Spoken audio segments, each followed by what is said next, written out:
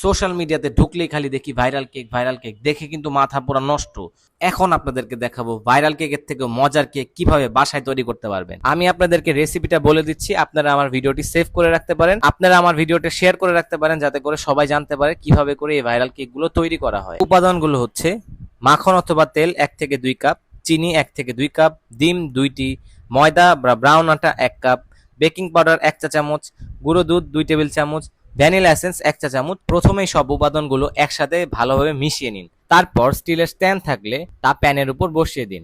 এরপর মাঝারি আঁচে পাত্রটি গরম করুন। এবার কেকের বাটি স্ট্যান্ড এর উপর বসিয়ে অল্প আঁচে সসপ্যান বা হাঁড়ির ঢাকনা দিয়ে ঢেকে দিন। 1 ঘন্টা পর টুথপিক দিয়ে কেক হয়েছে কিনা দেখুন, না হলে আরো 10-15 মিনিট বেক করুন। এরপরে কিন্তু হয়ে যাবে চমৎকার একটি কেক। এরপরে আপনার ইচ্ছে মতো এটাকে সাজিয়ে ক্রিম দিয়ে যে কোনো ভাবে আপনি কিন্তু পরিবেশন করতে পারবেন। এভাবেই কিন্তু বাসায় বসে তৈরি করতে পারবেন ভাইরাল কেক।